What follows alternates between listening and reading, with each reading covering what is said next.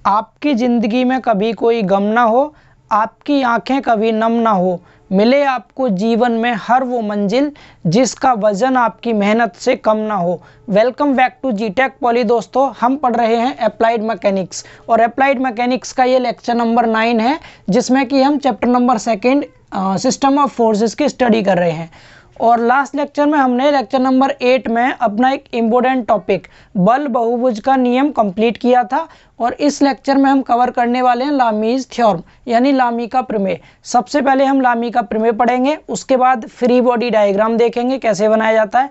यानी कि इस चैप्टर में थ्योरी पोर्शन जितना बचा हुआ है इस लेक्चर में हम कंप्लीट कर लेंगे। एंड इसके बाद इस चैप्टर का एक और लेक्चर आएगा, लेक्चर नंबर 10, जिसमें कि हम इस चैप्टर के सभी न्यूमेरिकल क्वेश्चंस करेंगे। तो चलिए स्टार्ट करते हैं अपना लामी थ्योरम। यानी कि लामी थ्योरम क्या होता है, बहुत ध्यान से आपको समझना है।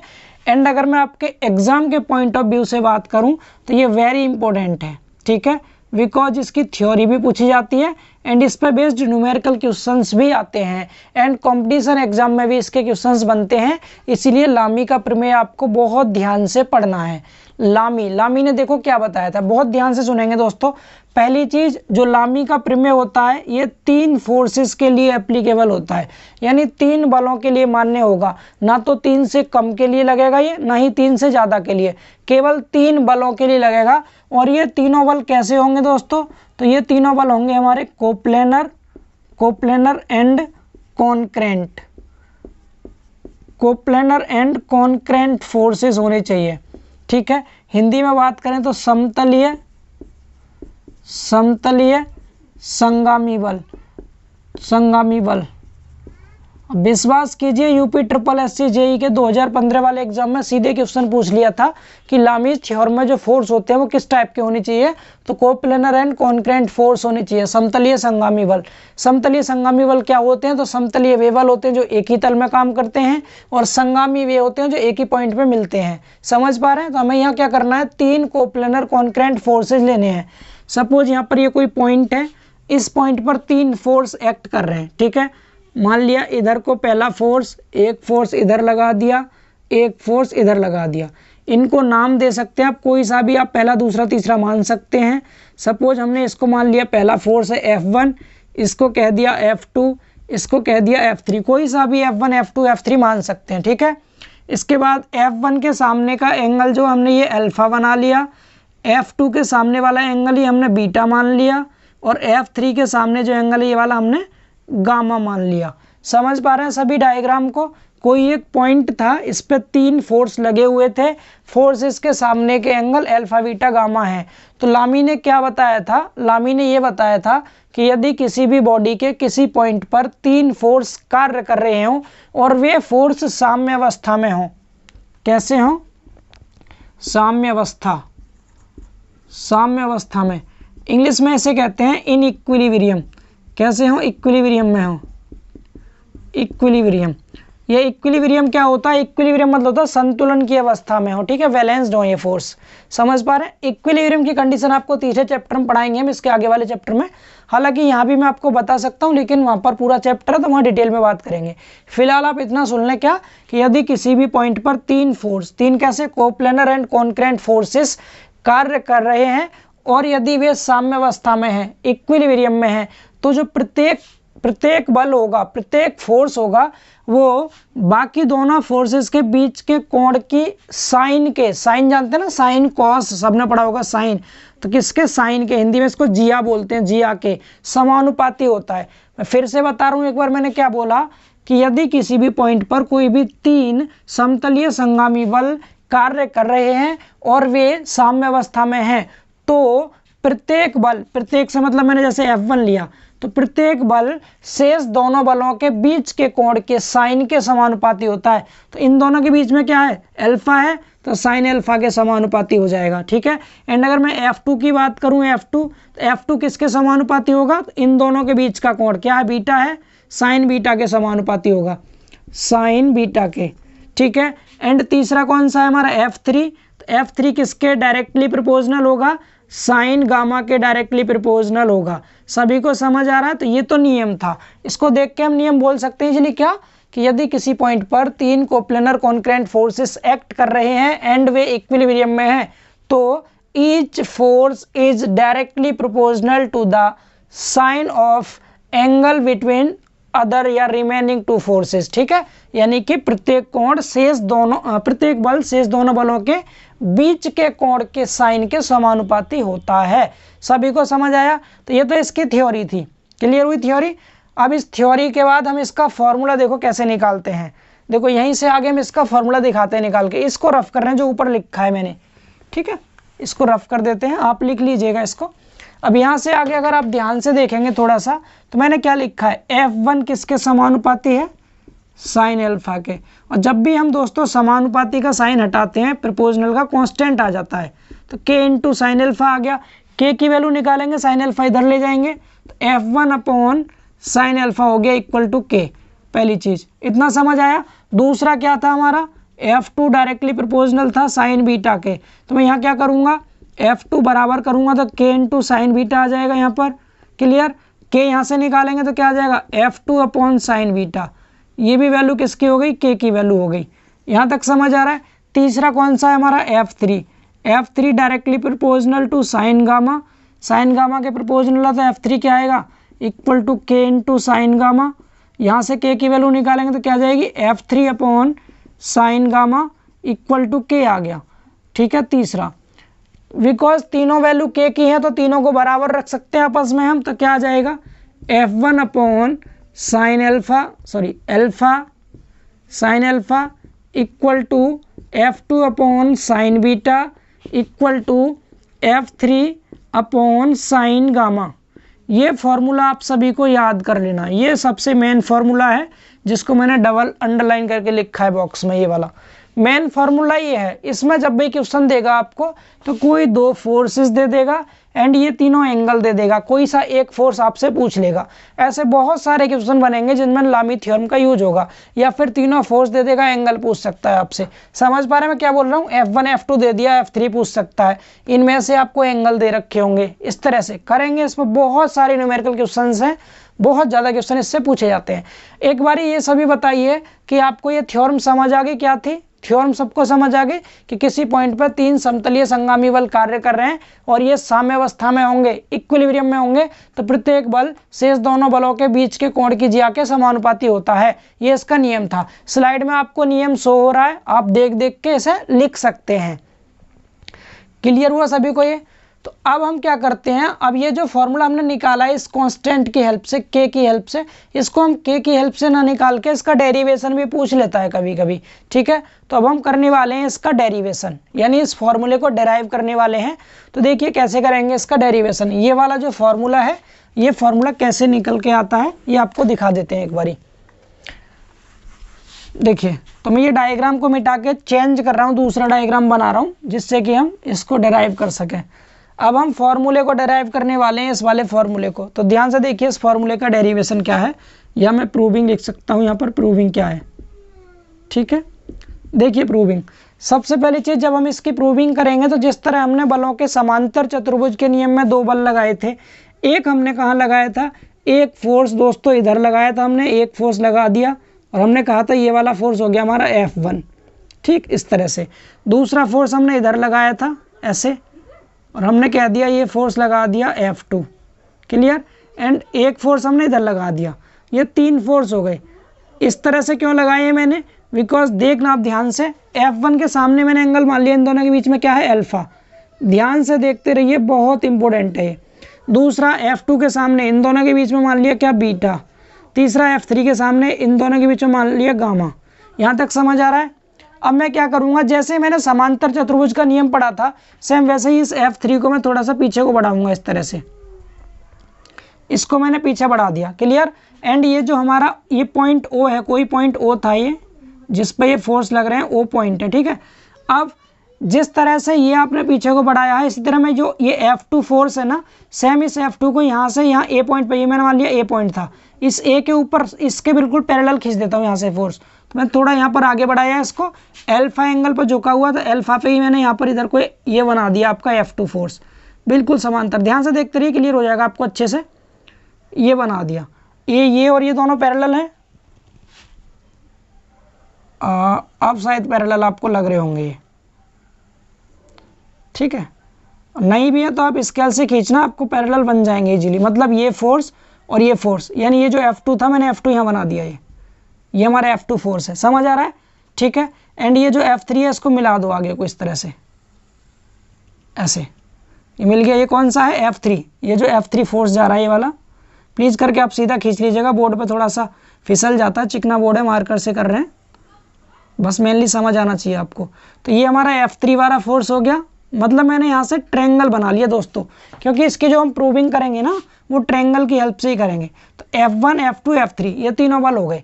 अब मैं इन तीनों बल के अगर अंदर के एंगल निकालना चाहूँ, ये एंगल और ये एंगल, तो देखो कैसे निकलेगा। सबसे पहली चीज़, जो F2 का हॉरिजॉन्टल के साथ एंगल था, यहाँ से यहाँ तक टोटल गामा था, तो ये भी यहाँ से यहाँ तक क्या होगा? गामा होगा। पहली चीज़ क्या होगा दोस्तों? ये गामा होगा। समझ आ रहा सभी को? एंड अगर मैंने इस लाइन को थोड़ा सा पीछे बढ़ाया और इसको यहाँ बढ़ाया ऊपर को, एक मिनट, ये जो F2 वाला फोर्स है मैंने इस F2 को थोड़ा सा आगे बढ़ा दिया डैश डैश करके। तो आप खुद सोचिए F2 के साथ ये जो F3 फोर्स था अल्फा एंगल बना रहा है, तो ये जो F2 आगे बढ़ा है इसके साथ F3 ये वाला क्या बनाएगा? अल्फा। यहाँ से यहाँ तक अल्फा है ये, यानी ये वाला अल्फा यहाँ हो गया, गामा था ये गामा हो गया यहाँ, ये बीटा ऑलरेडी है। अब मैं अगर अंदर के एंगल निकालूँ तो आप बहुत अच्छे से जानते हैं कि ये पूरी लाइन यहाँ से यहाँ तक 180 का एंगल बनेगा। इसमें से इतना कितना बचेगा? ये 180 माइनस गामा बच गया। ऐसे ही इस लाइन के लिए, बिकॉज ये लाइन पूरी सीधी है, ये फोर्स जो लग रहा है आपका, ये जो फोर्स है ना ये बिल्कुल सीधा जा रहा है इस तरह से, ठीक है, F3 फोर्स ये वाला। तो यहाँ से यहाँ तक पूरा 180 होगा, ये बीटा है, तो यहाँ पर हो जाएगा 180 माइनस बीटा, 180 माइनस बीटा हो गया। इतना समझ आ रहा है। एंड इस एंगल की बात करूँ तो टोटल देखें आप, यहाँ से यहाँ तक 180 होगा, तो अंदर क्या क्या बचेगा? 180 माइनस अल्फा। समझ आ रहा है ये? तो तीनों अंदर वाले एंगल निकल गए। नाम दे सकते हैं, ये O था, ये A था, इसको मैंने B कह दिया, इस पॉइंट को B, ठीक है। तो मैं यहाँ पर क्या करूँगा, इस फॉर्मूले को प्रूव करने के लिए मैं यहाँ पर क्या करूँगा, लिखूँगा त्रिभुज, क्या नाम है इसका? OAB, त्रिभुज OAB से हम सॉल्व करेंगे, लिख देंगे त्रिभुज का नियम। इसको हम त्रिभुज का नियम भी कह सकते हैं दोस्तों, या फिर हम इसको साइन रूल भी कहते हैं। आपने साइन रूल पढ़ा होगा, अप्लाइड मैथमेटिक्स में फर्स्ट में पढ़ा होगा आपने, ट्रिग्नोमेट्री वाले चैप्टर में। साइन रूल क्या कहता है? यानी कोई भी एक साइड लेंगे, ये साइड ले ली, जैसे मैंने OA ले ली, OA मैंने क्या लिया? OA साइड ले ली, तो अपॉन में क्या होगा? इस OA के सामने जो एंगल है इसका साइन ले लेंगे। साइन OA के सामने क्या है? 180 माइनस अल्फा, तो 180 माइनस अल्फा ले लिया, इक्वल टू, ऐसे ही अगला हम ये ले रहे हैं सपोज AB, ये वाला AB, तो हमने क्या लिया? AB ले लिया। तो AB के सामने एंगल कौन सा? ये वाला, तो साइन 180 माइनस बीटा। समझ आ रहा है? इक्वल टू, अगला क्या है हमारा? ये वाला BO, अगला क्या है? BO। अब BO के सामने एंगल कौन सा है? BO ये साइड है, साइड के सामने वाला एंगल ये है 180 माइनस गामा। समझ आ रहा है आप सभी को? अब इन सब की वैल्यू रख दीजिए। तो OA क्या है? OA F1 है, तो हमने F1 रख दिया, अपॉन में sine 180 minus theta, sine theta होता है तो साइन अल्फा हो गया। AB की वैल्यू क्या है? AB ये वाला है F2, तो F2 रख दिया, sine 180 minus beta, sine beta हो जाएगा। एंड BO ये वाला है F3 है, तो F3 अपॉन साइन गामा हो गया। तो इस तरह से आपका ये फॉर्मूला प्रूव होके आ गया आपके सामने। तो इस तरह हम इस डायग्राम की हेल्प से इसको प्रूव कर सकते हैं। अगर आपको डायग्राम की हेल्प से नहीं प्रूव करना आ रहा तो कोई दिक्कत नहीं, आप K जैसे बताया था, K मान करके उस तरह प्रूव करके भी आ सकते हैं, बट आपको फॉर्मूला यही याद रखना, ठीक है। कोई भी 3 फोर्स होंगे तो 3 फोर्सेस के लिए आपको फॉर्मूला ये रट लेना अच्छे से, ठीक है। ये F1 ले लिया, इसके सामने कोई भी एंगल ले लेंगे, जैसे मैंने अल्फा ले रखा है। F2 ये क्वेश्चन में दिया जाएगा, F2 के सामने सपोज बीटा ले लिया, F3 इसके सामने सपोज गामा ले लिया, कोई सा भी मान सकते हैं आप आगे पीछे। पर ध्यान ही रखना है जो एंगल होगा इसके जस्ट सामने वाला एंगल आएगा, दोनों के बीच का एंगल आएगा, शेष दोनों के। तो लामी थ्योरम कंप्लीट हो गई आपकी है। अब लामी थ्योरम के बाद देखते हैं हम अपना अगला टॉपिक, इसका आप स्क्रीनशॉट ले सकते हैं। चलिए फिर इसको रफ करते हैं हम और देखते हैं अपना अगला टॉपिक। हटाएं इसे।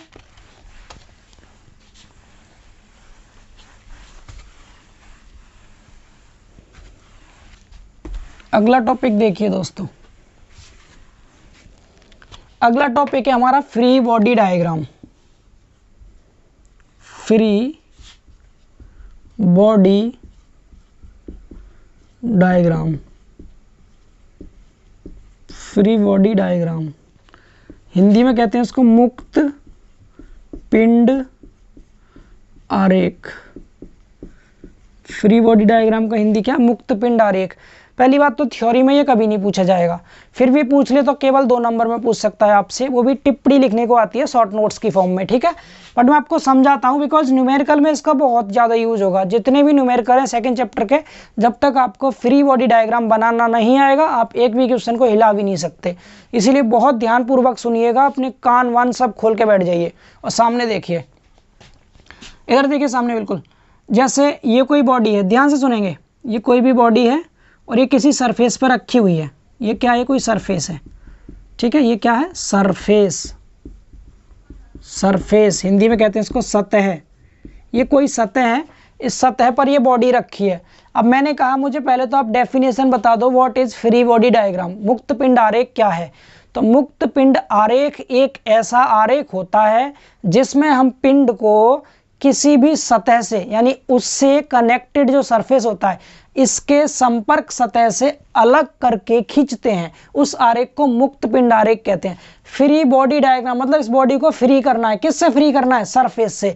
जिस किसी भी सतह से ये जुड़ी हुई है उस सतह से हटा दें अगर हम इसे, और इसका एक आरेख खींच दें तो उसी को मुक्त पिंड आरेख कहते हैं। समझ पा रहे हैं? डेट मीन्स हमें ये वाला सरफेस हटाना है यहाँ से।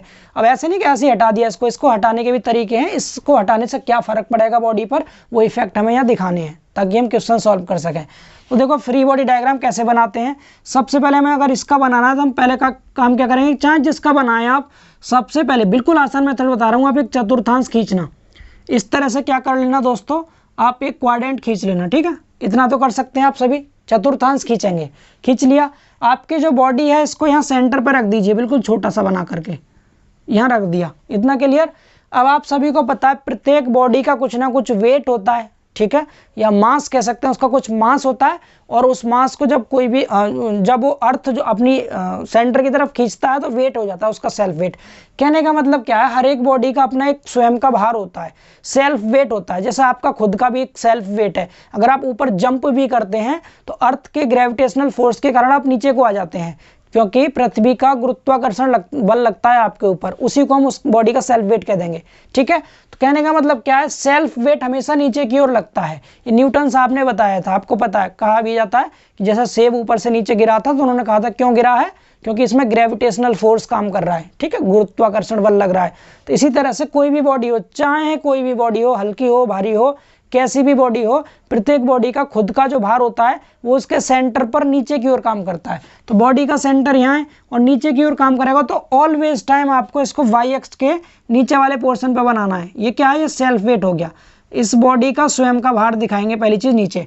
समझ पा रहे मैं क्या बोल रहा हूँ? मैं बोल रहा हूँ कि हम जब किसी भी बॉडी का फ्री बॉडी डायग्राम खींचते हैं तो सरफेस से इसको फ्री करते हैं और इसका स्वयं का वेट दिखाते हैं एंड इस पर रिएक्शन दिखाते हैं। कोई रस्सी बंधी है तो उसमें तनाव दिखाते हैं, एरो से फोर्सेस दिखा देंगे सिर्फ, बाकी बॉडी को फ्री कर देंगे।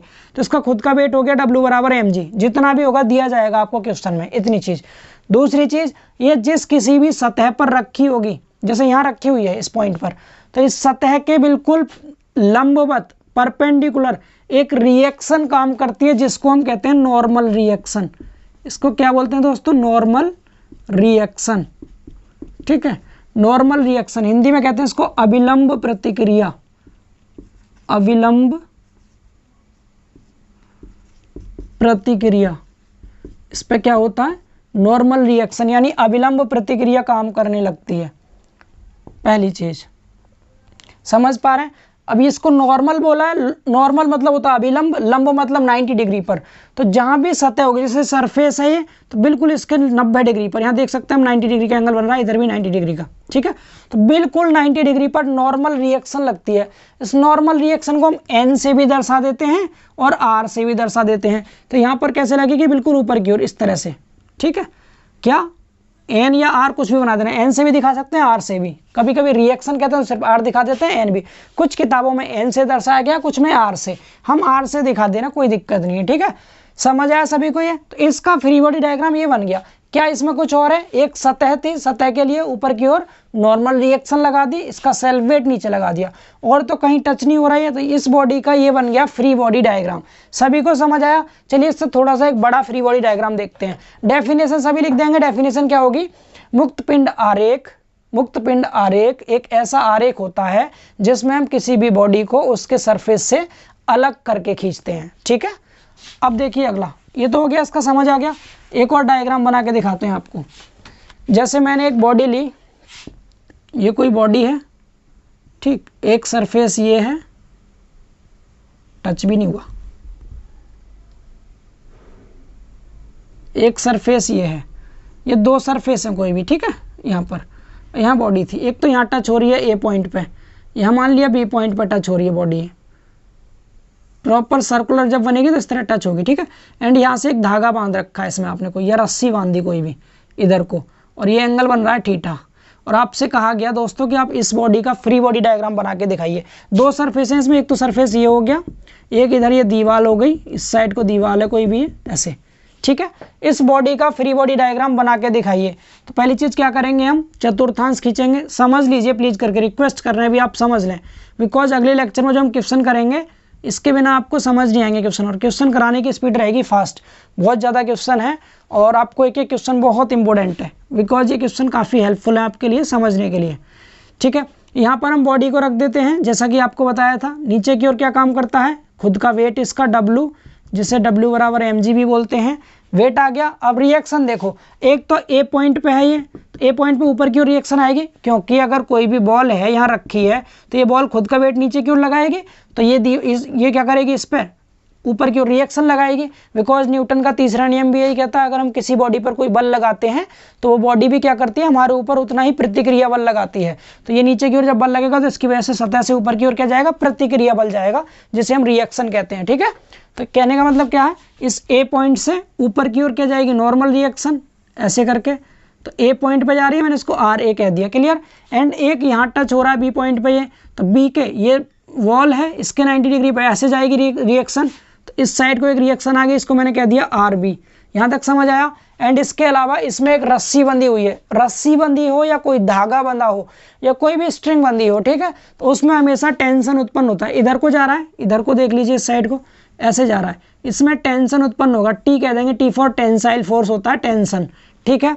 अब अगर हम इस थीटा एंगल की बात करें, थीटा कहाँ बनाएंगे, तो गलती से भी कोई इधर मत बना देना, बिकॉज इस लाइन का देखिए, इस रस्सी का जो वर्टिकल से एंगल है वो है थीटा, ऊर्ध्वाधर के साथ एंगल थीटा दे रखा है, तो हम यहाँ भी वर्टिकल के साथ एंगल दिखाएंगे थीटा, यानी थीटा एंगल ये वाला रहेगा यहाँ से यहाँ तक। ये सभी को समझ आ रहा है ना। अरे कहने का मतलब ये, अगर मैं इसको यहाँ पर मैंने इसका फ्री बॉडी डायग्राम बनाया ऐसे करके, तो ये एंगल और ये एंगल दोनों बराबर ही तो होंगे, तो वही है थीटा। ये सिंपल, आप इतना कंफ्यूज ना होगा, सीधे समझ लें कि ये रस्सी क्या थी, वर्टिकल के साथ एंगल बना रही है, तो यहाँ भी वर्टिकल के साथ दिखाएंगे, ना कि हॉरिजॉन्टल के साथ, सिंपल। तो इसका फ्री बॉडी डायग्राम ये बन गया। उम्मीद करते हैं आपको फ्री बॉडी डायग्राम बनाना भी आ गया होगा, और भी बहुत सारे क्वेश्चन करेंगे, जब न्यूमेरिकल करेंगे तो आपको ये सब चीज़ें रिवाइज हो जाएंगी, बार बार रिपीट होंगी, ठीक है। तो ये थ्योरी पोर्शन था, इसलिए बहुत ज़्यादा खींचने का कोई मतलब नहीं बनता। क्लियर हो गया आपका, अच्छे से ये समझ आ गया होगा फ्री बॉडी डायग्राम। तो आपका ये वाला चैप्टर हो गया ओवरऑल फिनिश।